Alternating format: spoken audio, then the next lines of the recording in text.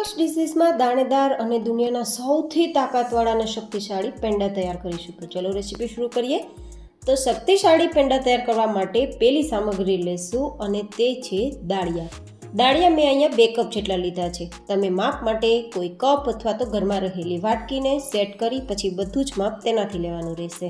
હવે તેને સીધું જ મિક્સર જારમાં આપણે લઈ લેશું જેથી આપણે તેનો પાવડર તૈયાર કરી શકીએ. ગાઈઝ, દાળિયા છે તે અદ્ભુત શક્તિશાળી છે. મારે તમને વધારે એક્સપ્લેન કરવાની જરૂર નથી કારણ કે કફ શરદીમાં તો એ ઉપયોગી બને જ છે, પણ ઘોડા જેવી શક્તિ આપવામાં પણ દાળિયાની તો કોઈ વાત જ ના પૂછો. આટલી શક્તિશાળી આ સામગ્રી છે. તો હવે આપણે મિક્સરને ચાલુ કરશું, બંધ કરશું, ચાલુ કરશું, બંધ કરશું. આ જ પ્રોસેસથી દળશું જેથી એકદમ સરસ મજાનો દાણેદાર પાવડર તૈયાર થાય. તો આ રીતે આપણો પાવડર તૈયાર થઈ ગયો છે. તો હવે તેને સાઈડમાં રાખી દઈશું.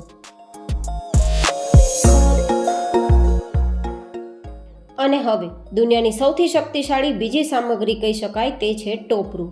સૂકું ટોપરુંને જે વાટકાના રૂપમાં આવે અને ખમણીને તૈયાર કરવામાં આવે તે પણ લઈ શકો છો અને આ રીતે તમે ટોપરાનો પાવડર પણ લઈ શકો છો. અહીંયા ટોપરું 1 કપ જેટલું લીધું છે અને હવે જાડા તળિયાવાળી કડાઈમાં લઈ અને આ રીતે ધીમા ગેસની ફ્લેમ પર શેકશું.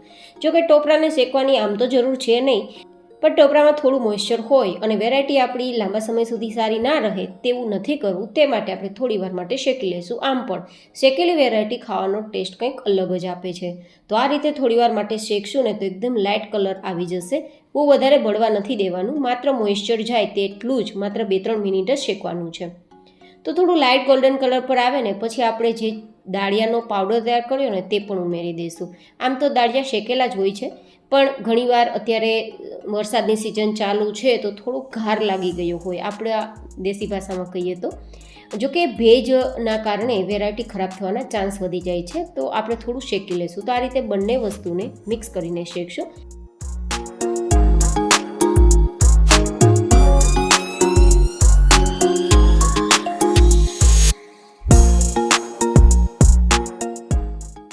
હવે સારા ફ્લેવર માટે આપણે અહીંયા 2 ચમચી જેટલો આદુનો પાવડર, જેને આપણે જિંજર પાવડર કહીએ છીએ, સોંઠ પાવડર કહીએ છીએ, તે લીધો છે. મેં સોંઠ પાવડર વધારે પ્રમાણમાં લીધો છે કારણ કે તે યુનિવર્સલ પેઇન કિલર તરીકેનું પણ કામ કરે છે.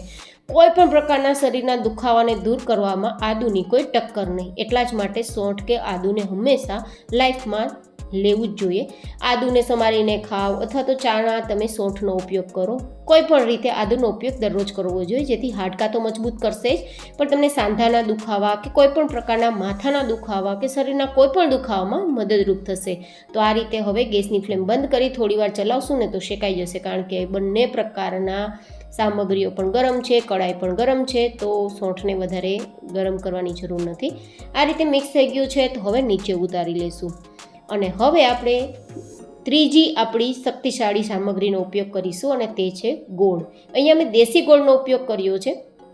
જો કે આજે માર્કેટની અંદર ઘણા બધા ગોળ અવેલેબલ હોય છે, પણ દેશી ગોળને કોઈ ટક્કર ના મારે. હવે અહીંયા તમે 3-4 ચમચી જેટલું ઘી પણ લઈ શકો છો અને મેં અહીંયા 1/4 કપ જેટલું પાણી લીધું છે. એટલે કે જે કપથી મેં ગોળ લીધો છે ને તેના ચોથા ભાગનું પાણી, અડધો કપ પાણી નહીં પણ ચોથા ભાગનું પાણી, જેને 1/4 કપ કહેવાય, તે લીધું છે. અને હવે આ રીતે ધીમા ગેસની ફ્લેમ પર થોડી વાર ચલાવશું ને તો ગોળ ઓગળી જશે.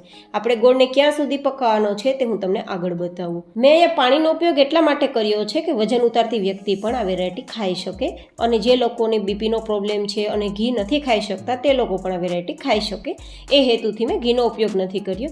હવે ગોળ આપણો ઓગળી ગયો છે તો ગોળને 2-3 ઉફાણ આવે ને ત્યાં સુધી ઉકાળવાનો છે. કોઈ પણ પ્રકારની પાઈ નથી લેવાની, ચાસણી નથી કરવાની. બસ ગોળ ઓગળે અને 2-3 ઉફાણ આવે પછી ગેસની ફ્લેમ બંધ કરી અને આપણે જે આ મિશ્રણ શેકેલું તૈયાર કર્યું છે ને તેમાં આપણું ગોળનું પાણી ઉમેરી દઈશું અને પછી મિક્સ કરી દઈશું.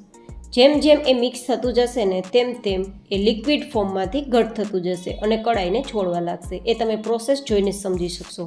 ગાઈઝ, ટોપરું, ગોળ અને દાળિયાનો પાવડર મેં ત્રણેયનું કોમ્બિનેશન એ રીતે કરેલું છે કે વેરાયટીના ફાયદા પણ થાય અને તમને ટેસ્ટ પણ મળી રહે. આપણા વડીલો છે ને કંઈક પણ પ્રકારની નબળાઈ, થાક, શરદી, કફ આવું ઘણું બધું દૂર કરવા માટે અને ઇમ્યુનિટી બૂસ્ટ કરવા માટે, હિમોગ્લોબિન વધારવા માટે, સ્કિન અને વાળની તકલીફોને દૂર કરવા માટે, હાડકાના કે સાંધાના દુખાવાને દૂર રાખવા માટે અને લોખંડ જેવા હાડકાને મજબૂત કરવા માટે ગોળ દાળિયા અથવા તો ગોળ અને ટોપરું ખાતા હતા.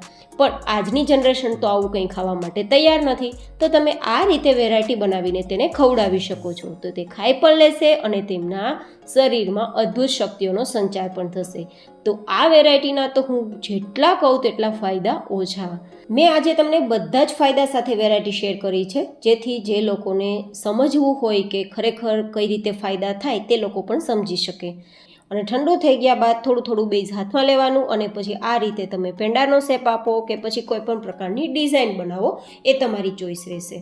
તો અત્યારે જુઓ તમે ઘી લગાવ્યા વગર કે પછી એક પણ ટીપું ઘીના ઉપયોગ વગર આપણે વેરાયટી તૈયાર કરી છે, તેમ છતાં વેરાયટી ઉપર શાઇનિંગ પણ છે અને હાથમાં ચીપકતી પણ નથી.